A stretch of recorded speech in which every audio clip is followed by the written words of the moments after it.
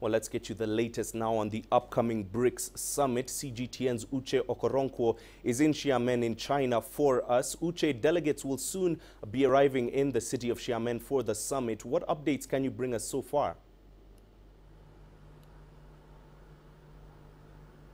Well, Mahia, just about a day to go before the summit kicks off, and the program pretty much remains the same. Now, President Xi Jinping is expected to preside over a wide range of small-scale conferences as well as large-scale meetings on Monday the 4th.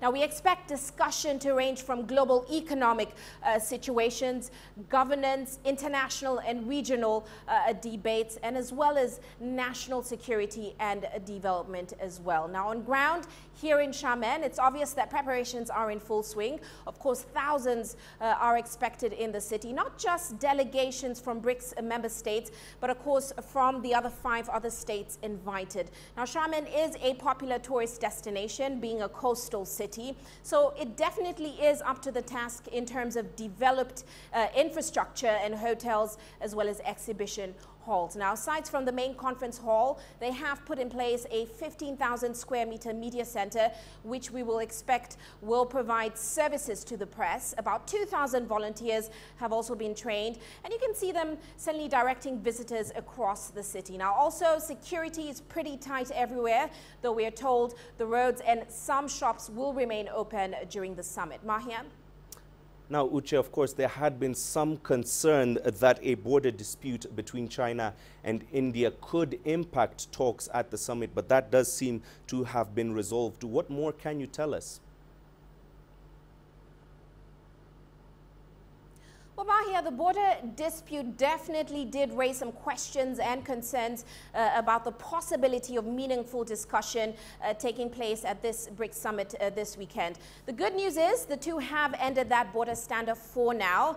Beijing and New Delhi on Monday announced a resolution with both their troops withdrawing from the site. So it looks like we will see the summit starting off on a more positive note. The reality is both China and India do see BRICS as an important platform, especially now when we see the West seeming to be moving towards more protectionist policies. Both seem to agree that unless they cooperate, BRICS is not going to produce very good results going forward. Now, China has come out and said that this summit will be a great opportunity to communicate face-to-face with India and exchange views on their problems as well as solutions to them.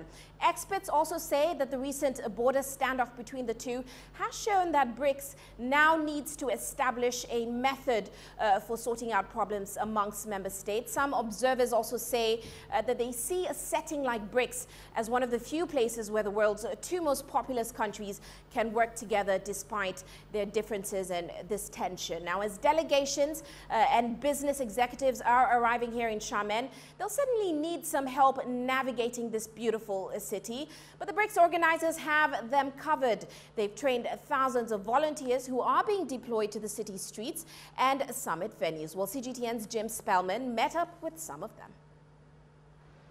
In their white uniforms, hats, shirts, pants, and shoes, they are a familiar sight around Xiamen. Volunteers ready to help dignitaries, journalists, and other visitors here for the BRICS summit. Zhao Xingyu is a student at Xiamen University. This is my first time participating in such a big event. It is unforgettable. He's one of more than 2,000 volunteers trained to assist with transportation, logistics, translation, and more. Organizers began recruiting volunteers back in January and received more than 30,000 applications. Those chosen received 3 months of special training. Zhao Xingyu specializes in transportation logistics for journalists. We received training in etiquette, cultural knowledge about BRICS countries, and physical training. The volunteers include Chinese students as well as international students from the other BRICS countries. I feel it's a big opportunity for me to be a part of BRICS right now.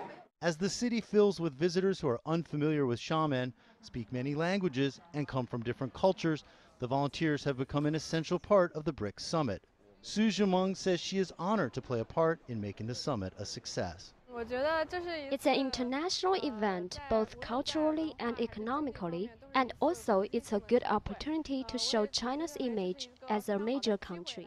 And when the volunteers aren't handy, there are guidebooks like this one in every hotel room and kiosks like this that help Foreigners like me hail a taxi, all part of Xiamen's efforts to make sure that everyone here feels welcome. And the volunteers are gaining valuable experience about the BRICS countries and cultures. I got to know so many customs and cultures of the BRICS countries through this experience. I will go and visit these countries if I have a chance. That's exactly the kind of people-to-people exchanges BRICS hopes to promote. Well, Mahir, that's all for now from Xiamen. It's back to you in the studio.